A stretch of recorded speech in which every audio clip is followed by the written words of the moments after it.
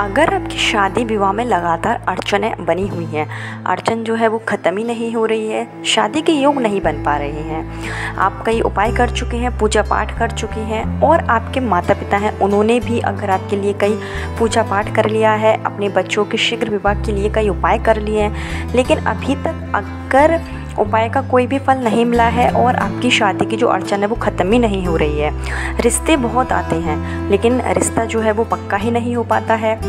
कई रिश्ते आते हैं लेकिन रिश्ता आपके लेवल का नहीं होता है, कभी लड़के वाले की वजह से मना हो जाता है तो कभी लड़के वाले के साइड से मना हो जाता है, या फिर रिश्ता आता ही नहीं है। कभी कभी तो ऐसा होता है कि पूरी बात भी पक्की हो जाती है और आप सोचते हैं कि इस बार तो शादी होकर ही रहेगी और सारी तैयारियां भी हो जाती हैं, डेट तक फाइनल हो जाती है, उसके बाद भी शादी जो है वो टूट जाती है। अगर ऐसी ही कंडीशन आपके साथ भी है, ऐसा ही आपके साथ भी बना हुआ है, तो ऐसे में आप परेशान मत होइए। इस वीडियो में आपको एक सरल सा उपाय बताया जाएगा जिसको अगर आप पूर्ण विश्वास और श्रद्धा के साथ करते हैं तो निश्चित रूप से आपकी शादी में जो भी अड़चनें आ रही हैं, जो भी आपके ऊपर दोष लगे हुए हैं वो समाप्त हो जाएंगे और जल्दी से जल्दी शीघ्र विवाह के योग बन जाएंगे।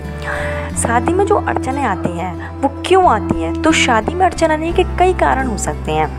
हो सकता है कि आपके ऊपर नज़र दोष हो, आपके ऊपर पितृ दोष भी हो सकता है, या फिर किसी ने आपका जो लग्न है वो बांध रखा हो, या फिर आपकी जो कुंडली का मैरिज हाउस है वो क्रूर ग्रहों के नक्षत्र में पड़ गया हो, उसमें राहु शनि केतु विराजमान हो गए हैं जिसके कारण वो शुभ कार्य होने ही नहीं दे रहे हैं। तो अगर ऐसी जब स्थिति होती है तो शादी या फिर कोई भी मांगलिक कार्य नहीं हो पाता है। तो उसके लिए हमारे ज्योतिष शास्त्र में उपाय बताए जाते हैं। अगर हम ज्योतिष शास्त्र में बताए गए छोटे छोटे उपाय कर लेते हैं, हमारे शास्त्रों में भी कई उपाय ऐसे बताए गए हैं जिसको अगर हम कर लेते हैं तो शादी जैसी जो भी परेशानी होती है वो दूर हो जाती है और जल्दी से जल्दी विवाह के योग बन जाते हैं, घर में मांगलिक कार्य होने लगते हैं।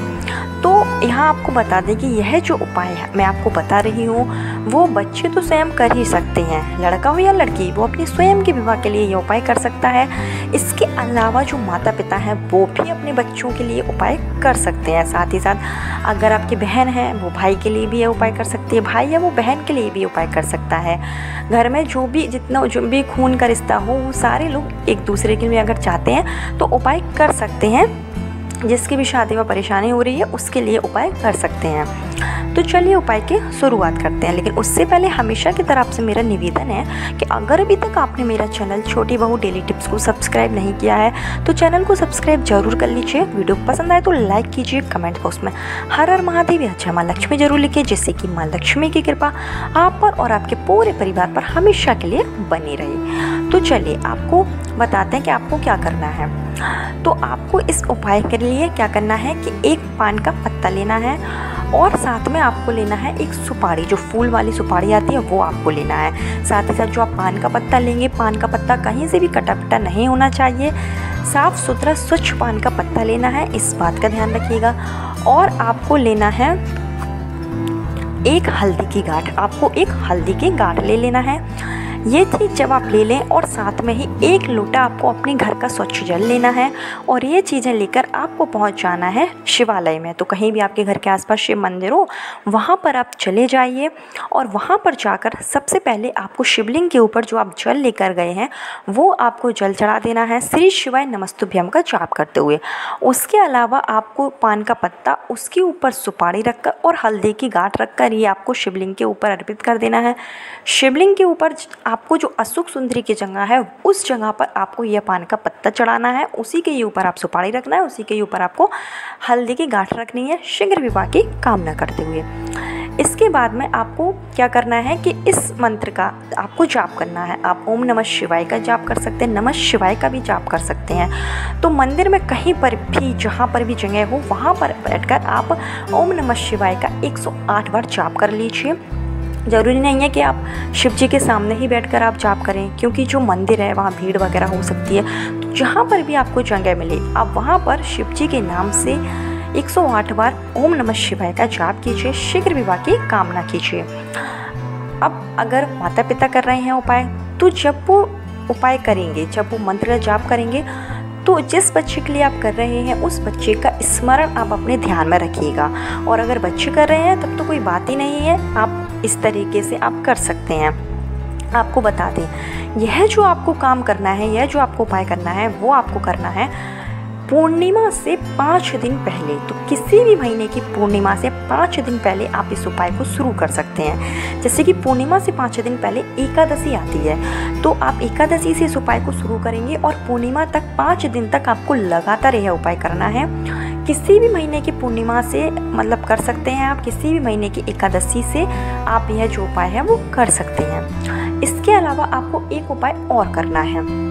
आपको क्या करना है कि आपको जो गेहूं का आटा लेना है और गेहूं के आटे से आपको पेड़ा बनाना है। अब बनाना कैसे है, तो गेहूं का आप आटा लीजिए, उसमें थोड़ा सा आप मीठा डाल दीजिए, कोई भी चीनी डाल दीजिए, गुड़ डाल दीजिए, जो भी आपके पास हो, और थोड़ा सा आप उसमें गंगा जल डाल दीजिए और उसको आप अच्छे तरीके से सान कर 2 पेड़े बना लीजिए। तो आप पेड़े बनाएंगे, जो भी विवाह के लिए उपाय कर रहा है उसको ही पेड़े बनाने हैं अपने हाथों से।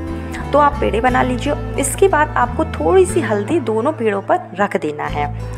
अब अगर माता पिता अपने बच्चों के लिए कर रहे हैं, तो बच्चा अगर आपके घर में है तो आप यह दोनों पेड़े बच्चे के सर के ऊपर से 7 बार क्लॉकवाइज डायरेक्शन में घुमा दीजिए, शीघ्र विवाह की कामना करते हुए। और अगर बच्चे नहीं हैं तो आप उस स्थिति में जो बच्चे की फ़ोटो है उसके ऊपर से भी 7 बार घुमा सकते हैं। और अगर बच्चा कर रहे हैं तब तो घुमाने की ज़रूरत ही नहीं है, सिर्फ आपको पेड़ा जो है वो बना लेना है। अब यह जो पेड़ा है वो आपको ले जाके गौ माता को खिलानी है। तो अगर आप गाय माता को इन 5 दिनों में, जो कि पूर्णिमा से पहले के 5 दिन है, यानी कि एकादशी से आप शुरू करेंगे और लगातार 5 दिनों तक अगर आप गाय माता को आटे से बने हुए पेड़े खिलाते हैं तो उससे क्या होता है कि आपके ऊपर जो दोष होता है वो समाप्त हो जाता है। अगर आपकी कुंडली में शनि दोष है या फिर राहु केतु की स्थिति खराब है जिसके कारण विवाह संबंधी परेशानी आ रही है, या फिर कुंडली में कोई और भी दोष है, तो ये सारे दोष जो होते हैं वो गाय माता को इस तरीके से अगर हम पेड़ा खिलाते हैं तो वो समाप्त हो जाते हैं और शीघ्र विवाह के जो योग हैं वो बनने लगते हैं।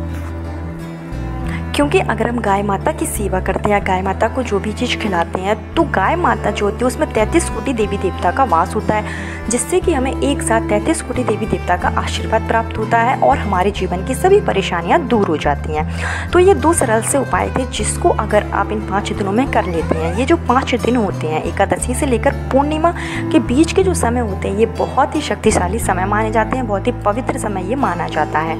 कहा जाता है कि इस समय जो देवी देवता होती हैं उनकी जो शक्तियाँ होती हैं वो एक बार धरती पर भ्रमण के लिए जरूर आते हैं। सारे देवी देवता एक बार अपनी शक्तियों के साथ में धरती पर एक बार जरूर आते हैं भ्रमण के लिए, जिससे कि क्या होता है कि हमारे जो भी दोष होते हैं, अगर हम ये छोटे छोटे उपाय कर लेते हैं तो हमारे जो ग्रह दोष होते हैं वो अपने कार्य के लिए अनुकूल हो जाते हैं। जैसे कि विवाह में अगर जो भी परेशानी आ रही है तो जो ग्रह हैं वो विवाह के योग्य बनने लगते हैं, जिससे कि शादी विवाह में जो भी अड़चनें आ रही हैं वो दूर हो जाती हैं। तो 2 सरल से उपाय हैं, इसको आप जरूर कीजिए, निश्चित रूप से आपकी शादी विवाह की जो भी परेशानी है वो दूर हो जाएगी। कल फिर मिलती हूँ नए वीडियो नए उपाय के साथ, जब तक के लिए राधे राधे।